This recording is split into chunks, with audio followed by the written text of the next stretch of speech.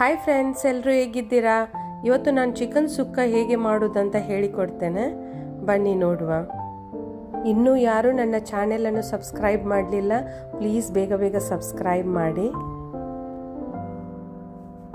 ಇಲ್ಲಿ ನಾನು ಹಾಕ್ತಾ ಇದ್ದೇನೆ ತುಪ್ಪ. 2 ಚಮಚ ತುಪ್ಪವನ್ನು ತಗೊಂಡಿದ್ದೇನೆ. ತುಪ್ಪ ಬಿಸಿ ಆದಮೇಲೆ ಇದಕ್ಕೆ ಹಾಕಬೇಕು ಕಾಶ್ಮೀರಿ ಚಿಲ್ಲಿ. ಇಲ್ಲಿ ನಾನು 3 ಕಾಶ್ಮೀರಿ ಚಿಲ್ಲಿಯನ್ನು ಕಟ್ ಮಾಡಿ ಹಾಕ್ತಾ ಇದ್ದೇನೆ. ಮತ್ತು 2 ನೀರುಳ್ಳಿ,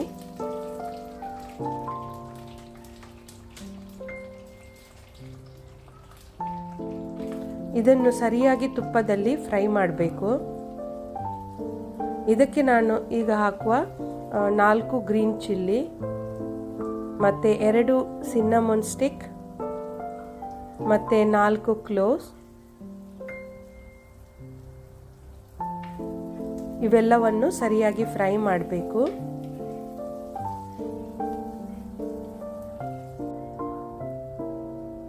ಇಲ್ಲಿ ನಾನು ತಗೊಂಡಿದ್ದೇನೆ ಅರ್ಧ ಚಮಚ ಜಿಂಜರ್ ಗಾರ್ಲಿಕ್ ಪೇಸ್ಟ್.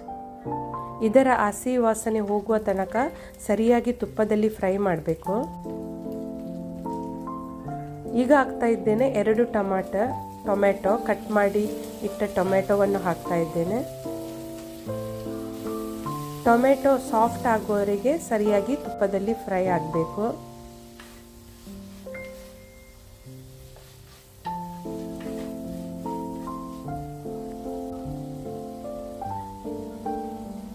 ಈಗ ನಾವು ಹಾಕುವ ಚಿಲ್ಲಿ ಪೌಡರ್, ಇದು ಮನೆಯಲ್ಲೇ ಮಾಡಿದ್ದು ಚಿಲ್ಲಿ ಪೌಡರ್. ಇದರಲ್ಲಿ ಕೊರಿಯಂಡರ್ ಮತ್ತು ಜೀರಾ ಪೌಡರ್ ಎಲ್ಲ ಮಿಕ್ಸ್ ಆಗಿದೆ. ನೀವು ಹಾಕಬೇಕು 1 ಚಮಚ ಕೊರಿಯಂಡರ್ ಪೌಡರ್ ಮತ್ತು ಅರ್ಧ ಚಮಚ ಜೀರಿಗೆ ಪೌಡರ್.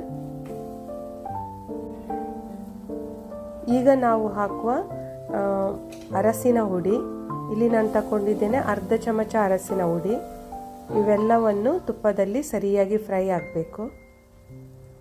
ಇಲ್ಲಿ ನಾನು ತಗೊಂಡಿದ್ದೇನೆ ತುರಿದ ತೆಂಗಿನಕಾಯಿ, ಗ್ರೇಟೆಡ್ ಕೋಕೋನಟ್. ಇದರಲ್ಲಿ ಒಂದು ಕಪ್ ತೆಂಗಿನಕಾಯನ್ನು ಹಾಕ್ತಾ ಇದ್ದೇನೆ. ಇವೆಲ್ಲವನ್ನು ಸರಿಯಾಗಿ ಫ್ರೈ ಮಾಡಬೇಕು. 10 ನಿಮಿಷ ಇದೇ ತುಪ್ಪದಲ್ಲಿ ಸರಿಯಾಗಿ ಫ್ರೈ ಆಗಬೇಕು. ಈಗ ನೋಡಿ, ಇದು ಸರಿಯಾಗಿ ಫ್ರೈ ಆಯಿತು. ಈಗ ಹಾಕುವ ಪೆಪ್ಪರ್ ಪೌಡರ್, ಅರ್ಧ ಚಮಚ ಪೆಪ್ಪರ್ ಪೌಡರ್ ಹಾಕಬೇಕು ಮತ್ತು ಸರಿಯಾಗಿ ಮಿಕ್ಸ್ ಮಾಡಬೇಕು.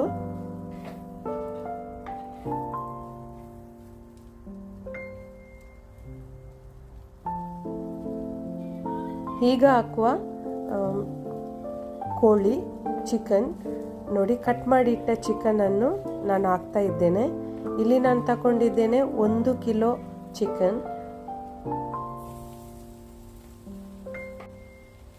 ಇವೆಲ್ಲವೂ ಸರಿಯಾಗಿ ಮಿಕ್ಸ್ ಮಾಡಬೇಕು.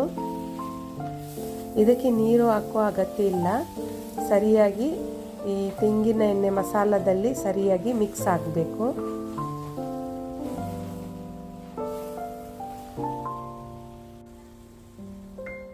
ಮತ್ತೆ ಸ್ವಲ್ಪ ಹೊತ್ತು ಮುಚ್ಚಿ ಇಡುವ. ಒಂದು 5-10 ನಿಮಿಷದ ನಂತರ ಇದಕ್ಕೆ ಹಾಕುವ ರುಚಿಗೆ ತಕ್ಕಷ್ಟು ಉಪ್ಪು ಮತ್ತೆ ಸರಿಯಾಗಿ ಮಿಕ್ಸ್ ಮಾಡುವ.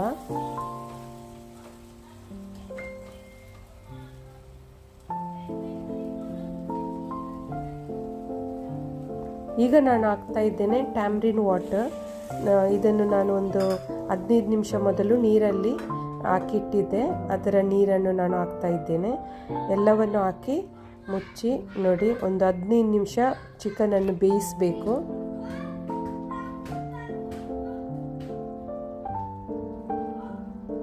ಈಗ ಹಾಕುವ ಮಿಂಟ್ ಮತ್ತು ಕೊರಿಯಂಡರ್ ಲೀವ್ಸ್,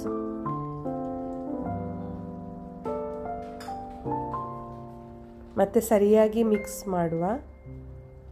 ಈ ರೀತಿ ಚಿಕನ್ ಸುಕ್ಕವನ್ನು ಮಾಡಿ ನೋಡಿ, ನಿಮಗೆ ಇಷ್ಟ ಆಗುತ್ತೆ. ಮತ್ತು ಮಾಡಲಿಕ್ಕೆ ಈಸಿ ಕೂಡ. ನೋಡಿ, ಈಗ ಚಿಕನ್ ಒಳ್ಳೆ ರೀತಿ ಬೆಂದಿದೆ. ಇದರ ನೀರು ಡ್ರೈ ಆಗುವ ತನಕ ಮುಚ್ಚಳವನ್ನು ಹಾಕದೆ ಸರಿಯಾಗಿ ಬೇಯಿಸಿ.